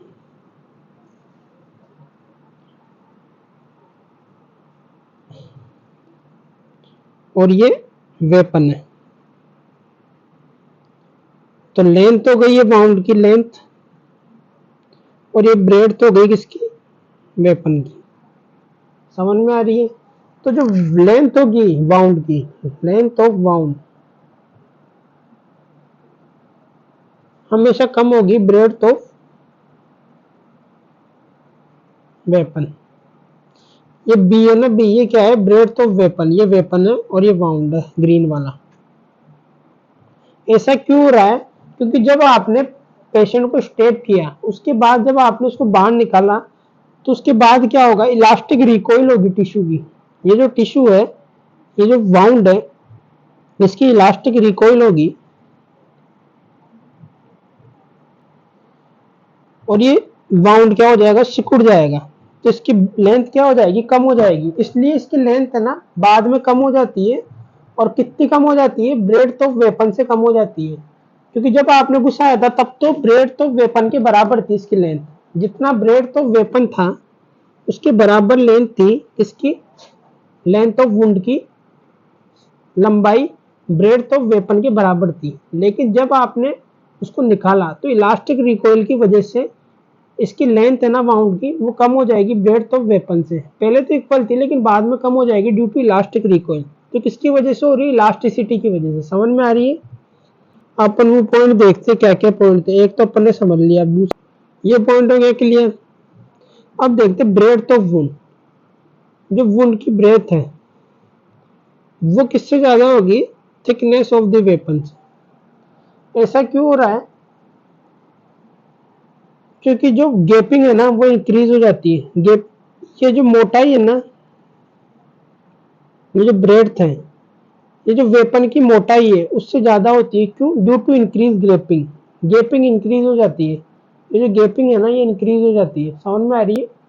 क्योंकि वेपन, ये जो बाउंड है ये पहले ऐसा था, अब जब ये सिकुड़ेगा, जब ये छोटा होगा तो इसकी वजह से क्या होगा, छोटा तो ये हो जाएगा लेकिन गैपिंग इंक्रीज हो जाएगी।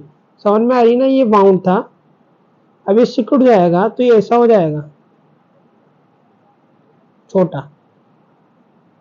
तो इसकी ब्रेड्थ क्या हो जाएगी, इंक्रीज। पहले ब्रेड्थ इतनी थी, लेकिन जब छोटा हुआ तो इसकी ब्रेड्थ इंक्रीज हो गई। समझ में आ गया, लेंथ तो डिक्रीज हो गई लेकिन ब्रेड्थ इंक्रीज हो गई। तो due to gaping breadth of wound increase हो जाएगी।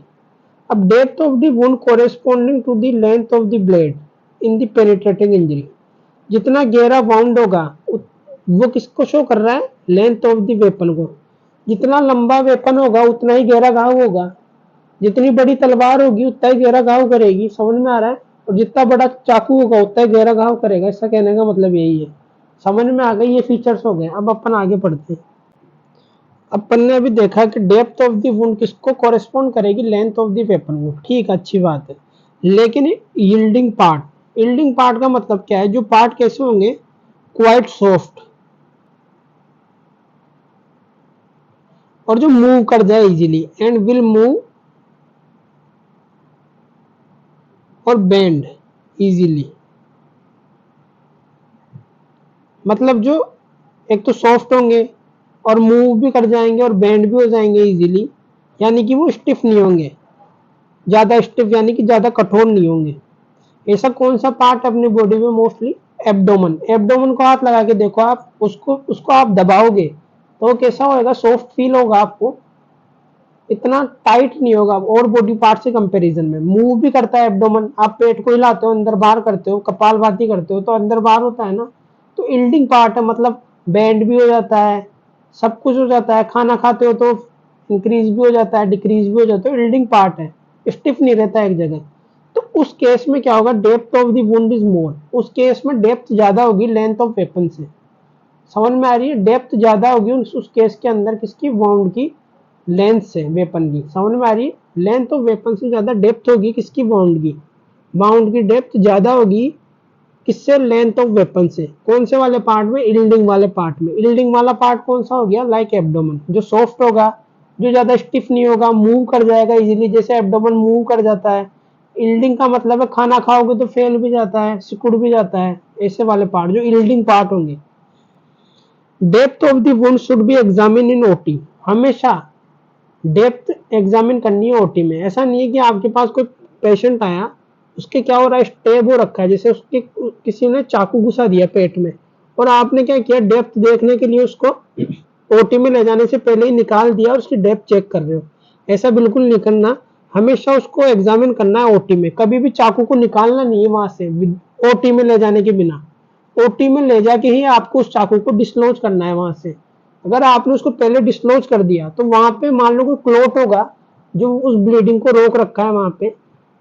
जब आप उस चाकू को निकालोगे वो क्लोट वहां से हट जाएगा और उसकी वजह से फेटल हेमोरेज हो जाएगा। फेटल हेमोरेज हो जाएगा तो पेशेंट हाइपोवोलेमिक शॉक में चल जाएगा और डेथ हो जाएगी पेशेंट की। तो कभी भी स्टेप वुंड का पेशेंट आपके पास आए तो उसका जो नाइफ है या वेपन है उसको निकालना नहीं है ओटी में ले जाने से पहले, उसको वहां पे ही रहने देना है। वहां पे क्यों रहने देना है, क्योंकि अगर आप उसको निकाल दोगे तो वहां पे कोई क्लोट होगा, वो डिस्लॉज हो जाएगा।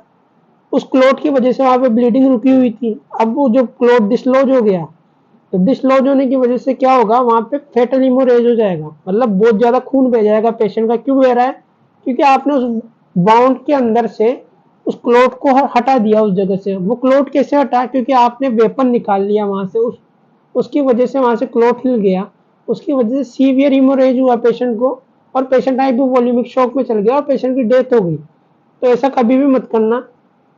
समझ में आ रही है, हमेशा ओटी में ले जाके निकालना पड़ेगा। समझ में आ रही है।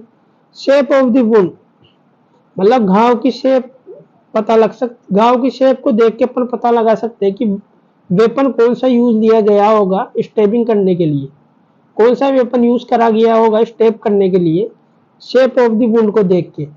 अब मान लो डबल एज ब्लेड है। डबल एज का मतलब है कि दोनों साइड धार है, इस साइड भी धार है, इस साइड भी धार है। डबल एज, दोनों साइड धार है, तो घाव कैसा बनेगा, ओवल शेप। अब आगे और देख, जैसे मान लो सिंगल एज, केवल एक तरफ धार है, जैसे अपने घर में चक्कू होता है उसकी केवल एक तरफ धार होती है, तो उसकी वजह से कैसा बनेगा, वेज शेप बाउंड बनेगा या टीयर ड्रॉप साइन बनेगा।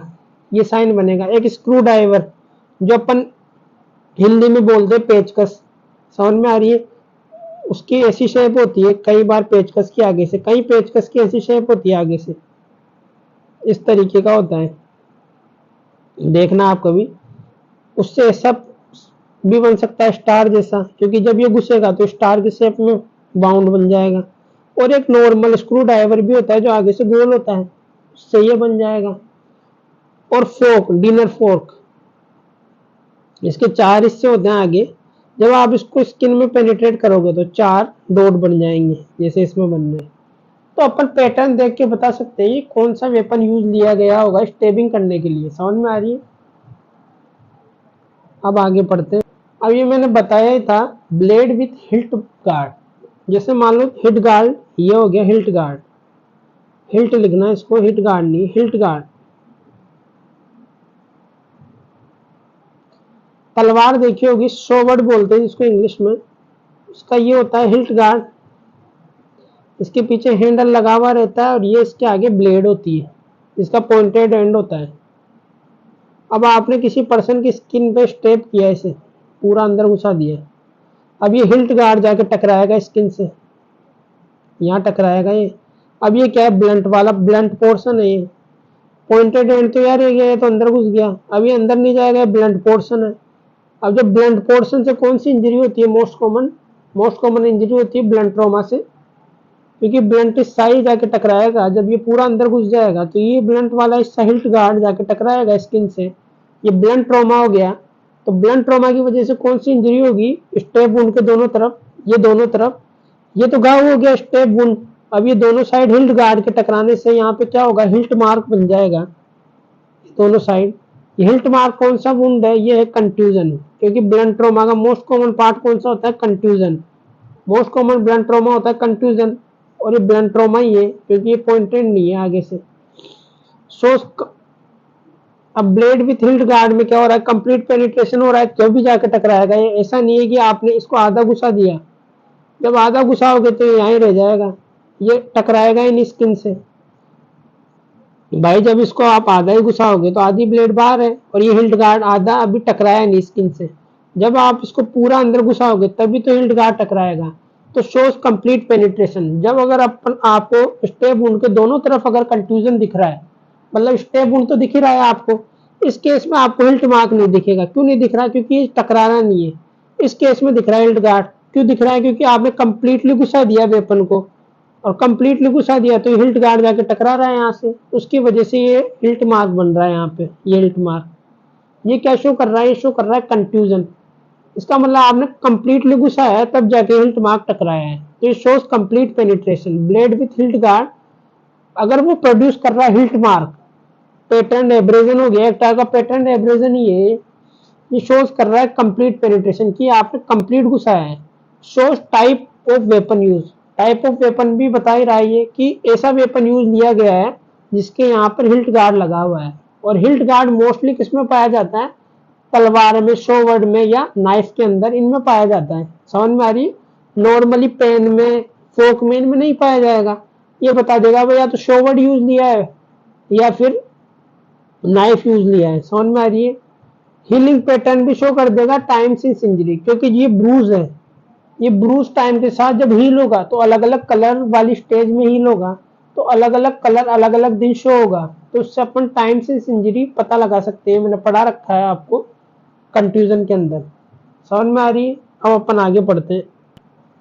अब अपन पढ़ेंगे manner of steps wound. Manner of steps wound का मतलब क्या है कि एक तो होमिसाइडल हो सकती है या अवरकिल हो सकती है। होमिसाइडल में क्या होगा, सिंगल स्टेप बाउंड दिखेगा आपको, सिंगल स्टेप बाउंड दिखेगा। ये अवरकिल यानी कि कोई पेशेंट उसको बहुत भयंकर तरीके से मारने की कोशिश करेगा तो उसको बार बार चाकू मारेगा वो। समझ में आ रही है? तो अवरकिल करने की कोशिश, यानी कि उसको एग्रेसिवली मारने की कोशिश करेगा, वो एग्रेसिव नेचर शो कर रहा है, वो अवरकिल। यानी कि उसको मल्टीपल स्टेप बाउंड दिखेंगे उस केस में, मतलब उसको बार बार स्टेप करेगा वो मल्टीपल टाइम्स।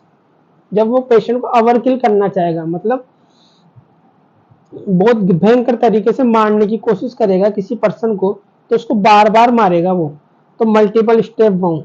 समझ में आ रही है? ओवरकिल, ओवर से समझ में आ रहा है, आप उसको भयंकर तरीके से मारने की कोशिश करेगा, यानी कि वो एग्रेसिव होकर मारने की कोशिश कर रहा है। समझ में आ रही है? तो उसके अंदर मल्टीपल स्टेप बाउंड दिखेंगे अपन को। होमिसाइडल के केस में जनरली आपको सिंगल बाउंड दिखेगा, single stab wound due to the range of attacks. समझ में आ रही है? एक्सीडेंटल, जैसे मान लो कोई पेशेंट गिर गया और सामने कोई वेपन पड़ा था, वो था पॉइंटेड एंड, पॉइंटेड एंड का वेपन था और उस पर जाके वो गिरा तब। तो एक्सीडेंटल फॉलिंग के अंदर ये ऐसा हो सकता है, मतलब वो फॉल कर जाए ऐसे ऑब्जेक्ट में जो प्रोट्रूडिंग हो, उसका मतलब है पॉइंटेड एंड। एक होता है सुसाइडल, स्टेप बाउंड सुसाइडल भी हो सकते हैं। इसका एक एग्जांपल है हराकिरी। ये आता है अपने क्वेश्चन आता है किसके अंदर, यूनिवर्सिटी एग्जाम्स में। हराकिरी क्या होता है? ये क्या है? वाज प्रोड्यूस बाय जापानी सोल्जर्स। किससे होता था? कौन करते थे? जापानी सोल्जर्स करते थे। मान लो वॉर चल रही है और जापानी सोल्जर दुश्मन के हाथ लग गए। अब दुश्मन क्या करेंगे? उनको टॉर्चर करेंगे इन्फॉर्मेशन निकलवाने के लिए। तो वो क्या करते थे? खुद को मारने के लिए एक चाकू रखते थे पास में छुपा के। जैसे ही वो पकड़ में आते थे तो वो खुद को खत्म कर लेते थे खुद ही। कैसे? उस चाकू से। तो वो क्या करते थे? Suicidal stop bound in the abdomen. वो खुद को मारने के लिए स्टेप करते थे खुद के ही एब्डोमेन के अंदर, खुद के ही एब्डोमेन में चाकू घुसाते थे। अब वो कैसे घुसाते थे? एल शेप बाउंड बनाते थे फ्रॉम लेफ्ट इलियाक फोसा। अब लेफ्ट इलियाक फोसा क्या होता है ये समझना पड़ेगा आपको। पहले आपको कंपार्टमेंट बता देता हूं मैं एब्डोमेन के, ये इंपॉर्टेंट है, ये फाइनल ईयर में पूछते हैं, आने चाहिए। ये हो गया लेफ्ट हाइपोकॉन्ड्रियम,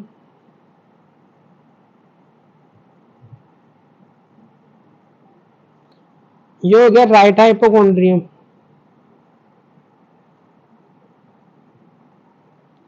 ये हो गया एपिगेस्ट्रिक रीजन,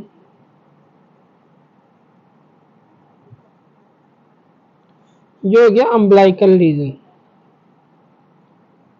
यहाँ पे कौन सा हर्निया होता है? Umbilical hernia most common. ये होता है लाइट लंबर रीजन, ये होता है लेफ्ट लंबर रीजन। ये हो गया हाइपोगेस्ट्रिक रीजन। हाइपोगेस्ट्रिक मतलब स्टोमक के नीचे। ये हो गया लेफ्ट इलियक फोसा या रीजन भी बोल सकते हो। ये हो गया right iliac fossa.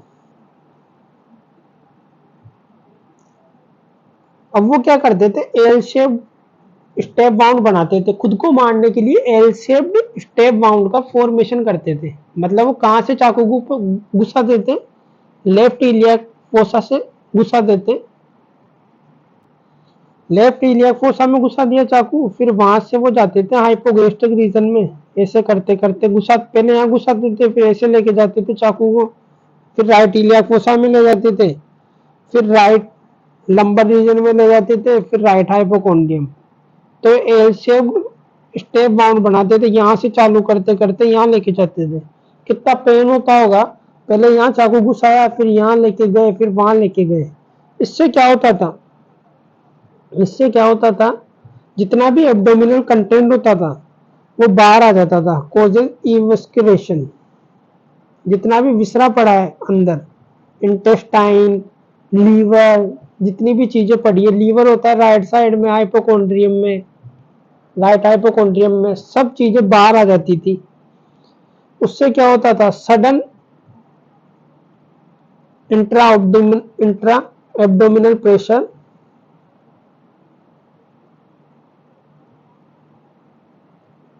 Fall down, decrease होता था, सडन डिक्रीज होता था इंट्रा एब्डोमिनल प्रेशर। उससे होता था सर्कुलेटरी कोलैप्स।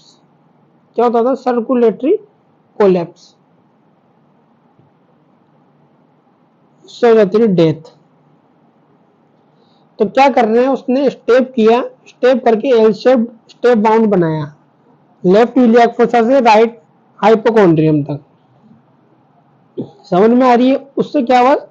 जितने भी विसरा थे वो बाहर आ जाएंगे, कॉजेज इवेस्क्यूरेशन, लीवर, इंटेस्टाइन सब बाहर आ जाएंगे। उससे sudden intra abdominal pressure decrease होता था।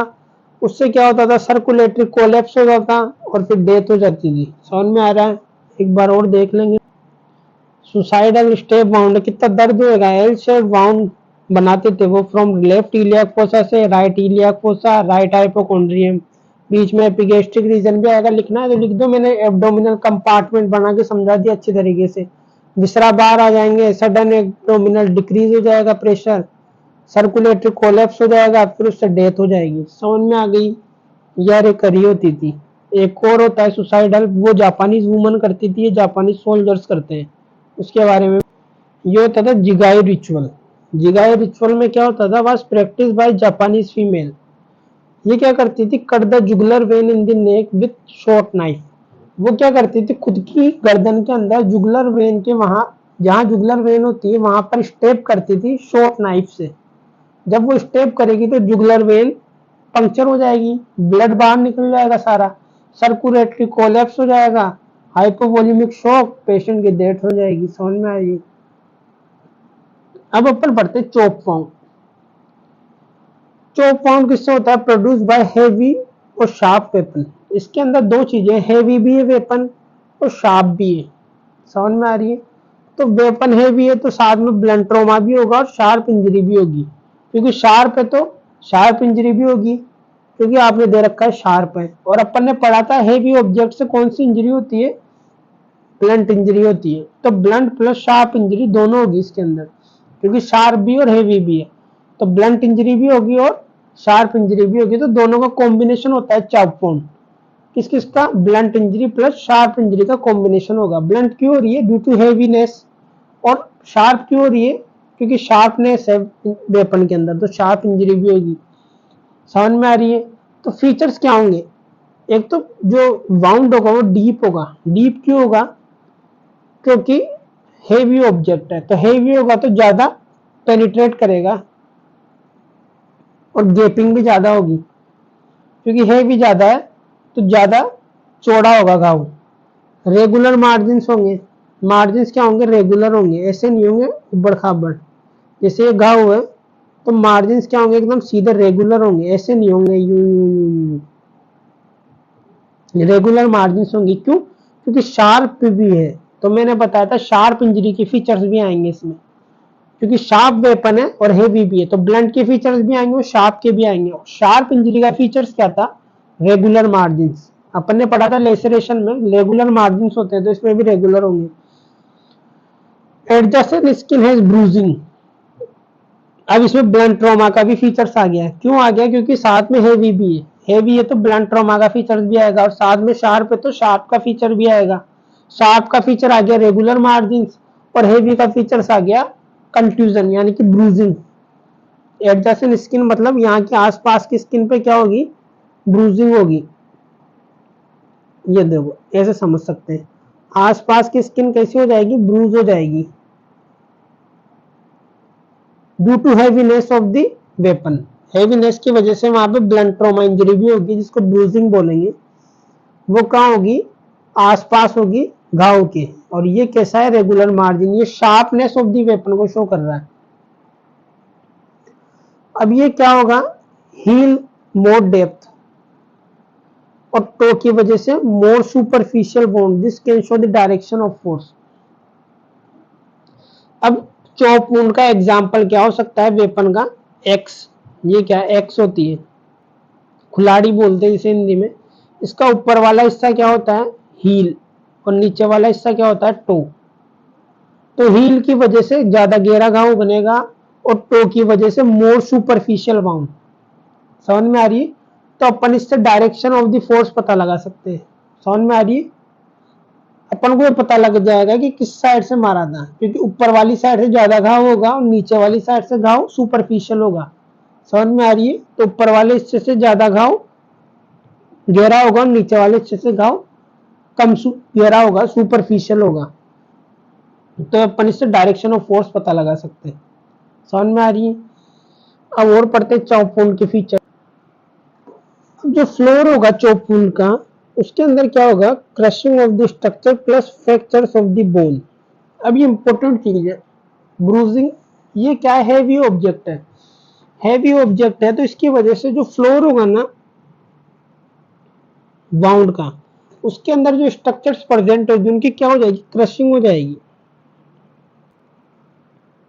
क्या हो जाएगी, क्रशिंग हो जाएगी। क्रशिंग किसका फीचर था, लेसरेशन का। और लेसरेशन किसका टाइप है, ब्लंट ट्रॉमा का टाइप है, पता है अपन को। तो मैंने क्या बताया था कि इसके अंदर शार्प वेपन के फीचर्स भी आएंगे और हेवी वेपन के फीचर्स भी आएंगे। हेवी वेपन, क्योंकि वेपन किससे हो रही, चॉप वुंड इंजरी शार्प और हेवी वेपन से। तो शार्प इंजरी के फीचर्स क्या आ रहे हैं, रेगुलर मार्जिन आ रहा है, तो ये शार्प इंजरी के फीचर्स है, समझ में आ रही है। और साथ में अपन को क्या दिख रहा था, ब्रूजिंग दिख रही थी, जो हेवी ऑब्जेक्ट के फीचर्स को शो कर रहा है। हेवी ऑब्जेक्ट की वजह से क्या होती है, ब्लंट ट्रॉमा इंजरी होती है। तो हेवी की वजह से कौन सी इंजरी भी होगी, ब्लंट ट्रॉमा इंजरी। अब ब्लंट ट्रॉमा इंजरी के साथ कौन सा फीचर्स आएगा, लेसरेशन का फीचर्स आएगा। जिससे लेसरेशन में क्या हो रहा था, crushing of the structures plus fractures of the underlying bone, उसके फीचर्स भी आएंगे इसमें, समझ में आ रही है। क्योंकि ये ब्लंट ट्रॉमा के फीचर्स भी आते हैं, तो इसमें दोनों फीचर्स आ रहे हैं, शार्प इंजरी के फीचर्स भी आ रहे हैं और ब्लंट ट्रॉमा के फीचर्स भी आ रहे हैं। तो ये कॉम्बिनेशन है sharp plus blunt trauma injury का। कौन सा वुंड, चॉप वुंड, क्योंकि इसके अंदर flow shows crushing of structures plus fractures of the underlying bone, ये लेसरेशन का फीचर्स आ गया। साथ में ब्रूजिंग का फीचर्स भी आ रहा था, वो भी ब्लंट ट्रॉमा इंजरी का टाइप है। साथ में किसका फीचर्स आ रहा था, इंसाइज वुंड का, जिसमें रेगुलर मार्जिन दिख रहे हैं अपन को इसके अंदर। इंसाइज वुंड में दिखते हैं रेगुलर मार्जिन, इसमें दिख रहे हैं रेगुलर मार्जिन, समझ में आ रही है। तो दोनों का कॉम्बिनेशन है। ये कैसा होता है, chop wound mostly homicidal may be accidental, लेकिन कभी भी सुसाइडल नहीं होगा। कोई अपने आप को कुल्हाड़ी नहीं मारेगा, ये सिर्फ कहावत है, अपने पैर पे खुद कुल्हाड़ी मारना। बहुत मुश्किल होगा कि खुद सुसाइड करने के लिए कुल्हाड़ी से मार के सुसाइड करे। हाँ, एक्सीडेंटली लग सकती है, जैसे मान लो काम कर रहा है, पैर के ऊपर कुल्हाड़ी गिर गई, एक्सीडेंटली लग जाएगी, लेकिन ऐसा नहीं होगा कि सुसाइड करने के लिए उसने अपनी गर्दन कुल्हाड़ी से मार ली, कितना पेन होगा उससे। तो इसलिए वो कभी भी सुसाइड के लिए काम में नहीं लेगा, इसको समझ में आ गई। अब होती है डिफेंस इंजरी। डिफेंस इंजरी क्या है, due to defensive reaction of the victim. जैसे मान लो किसी ने आप पे अटैक किया, तो आप सबसे पहले क्या करोगे, अपने फेस को बचाने की कोशिश करोगे। तो अपने हाथ फेस के सामने ले आओगे, ये आपका फेस है, तो अब आप अपने हाथ फेस के सामने ले आओगे ताकि आप फेस को प्रोटेक्ट कर सको। और किसी ने आप पे अटैक कर दिया वेपन से, तो आपकी इंजरी कहाँ होगी, occurs while grasping the weapon, क्योंकि आप अपने फेस और बॉडी को बचाना चाह रहे हो। तो जैसे आप बचाने की कोशिश करोगे तो आप उसका वेपन को पकड़ लोगे, तो वेपन को पकड़ोगे तो इंजरी कहाँ होगी, पाम, फिंगर्स और फर्स्ट वेब स्पेस में इंजरी होगी, समझ में आ रही है। क्योंकि आप उस वेपन को पकड़ने की कोशिश करोगे, उसकी वजह से इंजरी हो जाएगी आपके हाथ में। ये हो गया एक्टिव डिफेंस इंजरी, मतलब आप उसको लड़ने की कोशिश कर रहे हो, उसके साथ उसके वेपन को पकड़ने की कोशिश कर रहे हो ताकि वो आप पे अटैक नहीं कर सके। ऐसा नहीं है सिर्फ आपने अपने फेस के ऊपर हाथ रख लिया। एक तो होता है पैसिव डिफेंस, एक होता है एक्टिव डिफेंस। एक्टिव डिफेंस में आप उस वेपन को पकड़ने की कोशिश कर रहे हो जिस वेपन से आप पे अटैक किया जा रहा है, वो तो हो गया एक्टिव, आप लड़ने की कोशिश कर रहे हो, उस वेपन को पकड़ रहे हो। एक होता है पैसिव डिफेंस, आप क्या कर रहे हो, सिर्फ अपने आप को बचाने की कोशिश कर रहे हो, लड़ रहे नहीं हो, आप अपने वाइटल स्ट्रक्चर्स को बचाने की कोशिश कर रहे हो। जैसे फेस पे आंखें हैं, माउथ है, नोज है, तो आप अपने हाथ फेस के ऊपर रख दिए। अब कोई आपके ऊपर अटैक कर रहा है तो सिर्फ आप हाथ को अपने फेस पे रख रखे हो, आप उस वेपन को पकड़ने की कोशिश नहीं कर रहे, सिर्फ आपने अपने हाथ कहाँ रख लिए, फेस के ऊपर रख लिए। ना तो आप उससे लड़ रहे, ना आप उस वेपन को पकड़ रहे, सिर्फ आपके हाथ कहाँ पे है, फेस के ऊपर है, ताकि अगर आपके ऊपर इंजरी लगने की कोशिश हो तो वो फेस पे नहीं लगे, आपके हाथ पे लग जाए। क्योंकि आपके हाथ फेस पे क्या है, वाइटल स्ट्रक्चर्स है, नोज है, आईज है, तो आप उनको प्रोटेक्ट करने की कोशिश कर रहे हो, तो आपने हाथ कहाँ रख लिए, फेस के ऊपर रख लिए। अब जैसे कोई आप पे अटैक करेगा तो वो पहले हाथ पे लगेगी, ना कि आपके फेस पे लगेगी। तो हो गया पैसिव डिफेंस, आप उसमें लड़ने की कोशिश नहीं कर रहे, वेपन को पकड़ रहे नहीं हो।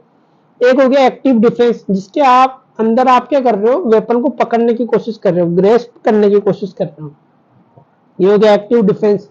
अब passive defence occurs while trying to protect vital structures like face के ऊपर हाथ रख दिया तो ulnar margin of arm in injured, ulnar margin injured होगी इसके अंदर सबसे ज्यादा, क्योंकि आप क्या करोगे, अपने हाथों को फेस के सामने ले आओगे। जिसे आप फेस के सामने लाओगे तो अल्नर वाली साइड मोस्ट कॉमनली एक्सपोज होगी। अल्नर मार्जिन वाली साइड एक्सपोज होगी तो उसके ऊपर इंजरी होने के चांस इंक्रीज होंगे। Shows that it is homicidal injury. ये क्या शो कर रही है, होमिसाइडल इंजरी है। होमिसाइडल इंजरी को शो कर रही है। क्यों कर रही है, कोई आपको मारने की कोशिश कर रहा था और आपने उसको प्रोटेक्ट करने के लिए फेस को आपने हाथ लिया है उसके सामने। जब आप हाथ ले आओगे उसके सामने तो प्रोटेक्ट करने की वजह से आपके अनलर मार्जिन पे इंजरी हो जाएगी। तो ये किसको सर्व कर रहा है, होमिसाइडल इंजरी को। लेकिन हर केस में होमिसाइडल इंजरी में need not have defensive injury. Her case में ऐसा नहीं हो सकता। जैसे मान लो विक्टिम अनकॉन्शियस है तो वो हाथ ही नहीं लेके आएगा सामने। जब वो हाथ नहीं लेकर आएगा सामने तो उसको इंजरी ही नहीं होगी, पैसिव डिफेंसिव इंजरी। और अटैक फ्रॉम बिहाइंड, कोई पीछे से आके मार देगा उसको पता ही नहीं लगेगा। तो इन केस के अंदर होमिसाइडल इंजरी के अंदर डिफेंसिव इंजरी एब्सेंट हो सकती है, लेकिन मोस्टली प्रेजेंट होती है क्योंकि वो अपने आप को प्रोटेक्ट करने की कोशिश करेगा। तो उसके अंदर दो तरह की इंजरी हो सकती है, तो एक्टिव पैसिव डिफेंस इंजरी या एक्टिव इंजरी। एक्टिव इंजरी के अंदर वो ग्रेस्प करने की कोशिश करेगा वेपन को, और पैसिव इंजरी के अंदर वो ग्रेस्प करने की कोशिश नहीं करेगा, वो सिर्फ अपने आप को प्रोटेक्ट करने की कोशिश करेगा। तो उसके अनलर मार्जिन की साइड में इंजरी होने के चांस ज्यादा रहेंगे। समझ में आ गई। और उसके अंदर फिंगर्स और पाम के अंदर रहेंगे, इसके अंदर फोर आर्म के अंदर रहेंगे। समझ में आ गई। ये खत्म होता है लेक्चर मैकेनिकल इंजरीज का। समझ में आ गई। अब अपन आप बाद में पढ़ेंगे ओपी पॉइजन के बारे में पढ़ेंगे, पॉइजनिंग, धतूरा पॉइजनिंग, ओपी पॉइजनिंग और ड्राउनिंग, स्ट्रेंगुलेशन, इनके बारे में पढ़ेंगे। ये टॉपिक तो यहाँ खत्म होता है mechanical injuries. Please like and subscribe this channel. Thank you.